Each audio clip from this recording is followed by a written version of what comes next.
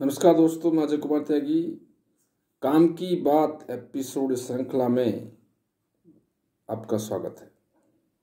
आज का विषय है कि जो वातावरण में प्रदूषण है उसके कारण क्या हैं। बहुत से हो सकते हैं, वो छोड़ते हुए जो हमारे पुराने यातायात के साधन हैं, व्हीकल्स हैं, उन पर भारतीय सरकार रिस्ट्रिक्शन करने जा रही है। उनको कम एज का करने जा रही है, मीन्स 15 साल में या 10 साल में उनको रिटायरमेंट कर देने का, ऐसा सरकार का कहना है कि वो प्रदूषण को कंट्रोल करने के लिए, नियंत्रित करने के लिए ऐसा कर रही है। बहुत अच्छी बात है। प्रदूषण कम करने के लिए जितना किया जाए उतना कम, ये बहुत अच्छा है। स्वास्थ्य के लिए भी और बीमारियों की रोकथाम के लिए भी प्रदूषण से मुक्त वातावरण की आवश्यकता है। लेकिन मेरा एक अलग मुद्दा है। मेरा मुद्दा ये है, जो भारत देश की जो प्रकृति है वो कृषि आधारित है, और भारत के लोग भले ही वो शहरों में रहते हैं या शहरीकरण बढ़ रहा है या उन्नति हो रही है, बहुत अच्छी बात है, लेकिन हमारी जो भी उन्नति हो रही है वो हमारी भारतीयता के या हमारे वातावरण को देखते हुए, हमारी संस्कृति को देखते हुए, हमारी इकोनॉमिक पोजीशंस, आर्थिक स्थिति को देखते हुए, वो इनको दरकिनार करते हुए, मैं तो ये कहता हूँ, वो वेस्टर्न वर्ल्ड, पश्चिम देशों या यूरोप आदि देशों से जो टेक्नोलॉजी यहाँ पे आती है वो भी अच्छी बात है, बुरी नहीं है। लेकिन हमारे जो कानून हैं, ये सरकार का जो सोचने का दायरा है, कोई भी सरकार, उसका दायरा अलग है। मैं कह सकता हूँ कि सरकार को हमारे उद्योग धंधों की परवाह भी है। उद्योग धंधे हमारे भौतिक प्रगति से और साथ साथ लोगों के रोजगार से जुड़े हुए हैं। लेकिन जहाँ एक मुद्दा प्रदूषण का लेकर 15 साल की गाड़ी को अलग कर देने का, 10 साल की डीजल गाड़ी को रोड पर नहीं चलने देने का, ट्रैक्टर को 10 साल से ऊपर का प्रोग्राम गवर्नमेंट ने बना रखा है, वो किसी तरह किसानों ने या किसानों की वजह से या कुछ कई अन्य कारणों से वो पेंडिंग में है, अन्यथा वो भी चाहते हैं। लेकिन इसके पीछे मेन मुद्दा क्या है? मेन मुद्दा प्रदूषण नहीं है। मैं लिख के दे सकता हूँ, प्रदूषण नहीं है। क्यों नहीं है? प्रदूषण के लिए आपने प्रदूषण कंट्रोल सर्टिफिकेट PUC निकाला था। क्या था वो? कि गाड़ी की पुरानी या नई गाड़ी भी प्रदूषण फैला सकती है अगर उसकी कंडीशन ठीक नहीं है, उसका रखरखाव ठीक नहीं है, तो वो भी कारण बन सकती है प्रदूषण का। दूसरा, पुरानी से पुरानी गाड़ी का अगर किसी ने मेंटेन किया है, तो जो ट्रैक्टर मेंटेन किया है, बहुत अच्छा रखा है, उसको प्यार, बेटी की तरह। कुछ किसान ऐसे हैं, अपने ट्रैक्टर को बेटी की तरह चाहते हैं। कुछ गाड़ी वाले भी ऐसे हैं क्योंकि छोटी छोटी नौकरी करके उनकी लास्ट में ये बहुत मन की इच्छा रहती है बहुत लोगों की कि कार होनी चाहिए, तो वो लोग कार लेते हैं, उसको बहुत मेंटेन करते हैं, बहुत साफ सुथरा रखते हैं, चलाते भी बहुत कम है। ऐसे ऐसे केस हैं, 20 साल गाड़ी लेके हो गया 15 साल, और गाड़ी 15,000 किलोमीटर भी नहीं चली है, तो उन गाड़ियों को स्क्रैप ऑफ कर देना, राइट ऑफ कर देना, क्या यह कदम सरकार का उचित है? नहीं। दूसरा पॉइंट क्या है, सभी विदेशों में, इवन कार में भी आपने देखा होगा, विंटेज कार रैली होती है। पुराने टेक्नोलॉजी की गाड़ियों को चलाया जाता है, प्रदर्शित किया जाता है, जिसकी अच्छी होती है, जो रेस जीतती है उसको इनाम भी मिलता है। क्यों? क्योंकि जो हमारी पुरानी तकनीक है वो कुछ कारणों से या नई तकनीक आने की वजह से काम में नहीं आ रही है, लेकिन उसको एक प्रदर्शन के रूप में, एक पीछे की नॉलेज रखने के हिसाब से कि भाई ऐसे होता था उस टाइम का वक्त, या सेकेंड वर्ल्ड वॉर में हथियार कैसे होते थे, क्वेश्चन, तो हम उसको यूज नहीं कर रहे। अभी यूज नहीं करते, कोई देश भी यूज नहीं कर रहा, लेकिन वो रखते हैं कि हम 1940 में भी इतनी हमारे पास ये थी, और ये इस तरह के वेपन्स होते थे नॉलेज के लिए। जैसे हम जो हमारी ऐतिहासिक बिल्डिंग्स हैं, इमारतें हैं, या ऐतिहासिक इक्विपमेंट भी हो सकते हैं। कोई एग्रीकल्चर के पहले कैसे खेती होती थी, पहले कैसे यंत्र होते थे, लकड़ी के बनते थे, पत्थर के बनते थे, बहुत सी चीज़ें अभी भी मिलती हैं। तो वो सब चीज़ें हैं। इसका मतलब क्या है कि वो हमको इस तरह से किसी आदमी ने अपनी कार, ट्रैक्टर या मोटरसाइकिल सपोज 50 साल से रखी है, मेंटेन की है, उसका शौक है, उसको हॉबी में कन्वर्ट करो। मैं ये नहीं कह रहा कि इस कानून को आप वापस ले लो या इस कानून को आप मत लाओ। मेरा कहना सिर्फ ये है, जो कॉलम हॉबी, इंटरेस्ट या कोई इस प्रोफेशन के लोग भी होते हैं, विदेशों में देखो आप, अगर अपने फील्ड में, हर फील्ड में कुछ अलग करने का इनाम मिलता है।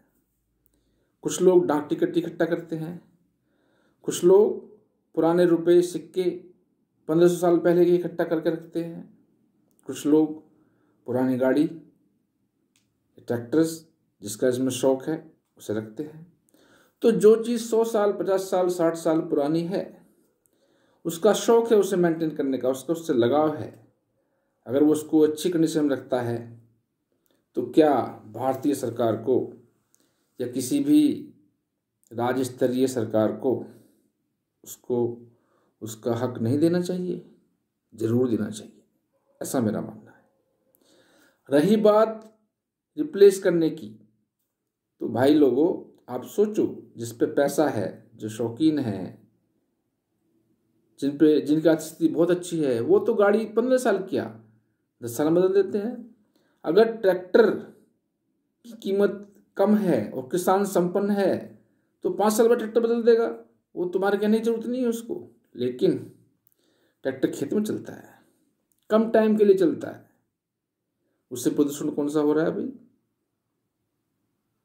और हो भी रहा है तो मैं हजार चीजें बता सकता हूं जिससे हैवी प्रदूषण होता है। क्या सरकार उनको बंद कर देगी? जो जेट एयरक्राफ्ट्स हैं उनसे नॉइज पोल्यूशन इतना होता है, जो लोग रहते हैं एयरपोर्ट के पास उनसे पूछो आप कि एयरपोर्ट बंद कर दिया। ट्रेन जहाँ से गुजरती है उन गाँव वालों से पूछो कितना प्रदूषण होता है, नॉइज, रात को सो नहीं पाते। आपने क्या बंद कर सकते हैं क्या? नहीं कर सकते। ऐसी ट्रैक्टर प्रदूषण दे रहा है, देने दो ना, बंद नहीं कर सकते ना। ऐसे ही किसान, पूरी धरती का मालिक, अन्नदाता बोला जाता है, वो क्या करता है वो एक पराली को या कूड़ा करकट को खेत में जलाने के लिए उसकी परमिशन नहीं है, बोलते हैं इससे मरते हैं सब लोग। इससे कैसे मरते हैं भाई सब लोग? ये तो जो फैक्ट्रीज हैं इतना धुआं फेंक रही हैं, समुद्र में जाके उनका जो डिस्चार्ज डाला है नदियों में जाके फैक्ट्रीज का, उनसे तो पूरा यू कैन से जितना भी जल है पूरा ही जल तो पृथ्वी में जाता है, फिर लोगों की बॉडी में जाता है, कैंसर फैलाता है डायरेक्टली। कितना नुकसान होता है। कौन सी चमड़े की इंडस्ट्री, कौन सी केमिकल की, फर्टाइजर की इंडस्ट्री आपने इसलिए बंद कर रहे हैं कि आप ये प्रदूषण फैला रही है? नहीं कर सकते, मजबूरी है। ऐसे ही किसान के लिए मजबूरी है। किसान को एफआईआर करना, केस चलाना मेरे हिसाब से बिल्कुल ठीक नहीं है। अगर आप इन जो पारंपरिक धंधे हैं, जो हमारे देश की रीढ़ है, जो नैतिक तौर पे भी एक रेपुटेड माने जाते हैं, उनका आदर होता है, किसान का अलग से आदर होता है, मजदूर का बहुत आदर होना चाहिए। क्यों? प्लानिंग करने वाले प्लान कर सकते हैं, पैसा देने वाले पैसा दे सकते हैं, लेकिन ईंट पे ईंट रखने का फिजिकल काम, पूरा बिल्डिंग 50 मंजिल की तक मटेरियल पहुंचाने का काम, उस पर काम करने का काम मजदूर करता है। मजदूर हमेशा आदरणीय होना चाहिए, किसान हमेशा आदरणीय होना चाहिए। तो ये सब चीज़ें ऐसी हैं। तो मेरा कहना सिर्फ इतना ही है, मेरा पॉइंट ऑफ व्यू ये, और काम की बात ये है कि कंट्रोल, जो पोल्यूशन कंट्रोल की बात है उसको मैं डिनाई नहीं करता, उससे मैं इनकार नहीं करता, लेकिन उसके अंदर भी क्लाउज ऐसे होने चाहिए कुछ कंडीशंस के साथ में, ताकि लोग as a heritage, as a remembrance for their own vehicles, own equipments, means वो याददाश्त के तौर पर रखना चाहता है। कोई आदमी अपने दादा का लिया हुआ ट्रैक्टर रखना चाहता है, उसको खेत में चलाना चाहता है, उसकी इच्छा को तुम क्यों मानना चाहते हो? ये तो अच्छी बात है। अगर वो इतनी बड़ी मशीनरी को मेंटेन कर रहा है, चला रहा है, उसकी स्किल है उसे रिपेयर करने का, जैसे स्पेयर पार्ट्स भी नहीं मिलते तब भी वो उसको मेंटेन करता है, उसकी हॉबी है, उसका इंटरेस्ट है।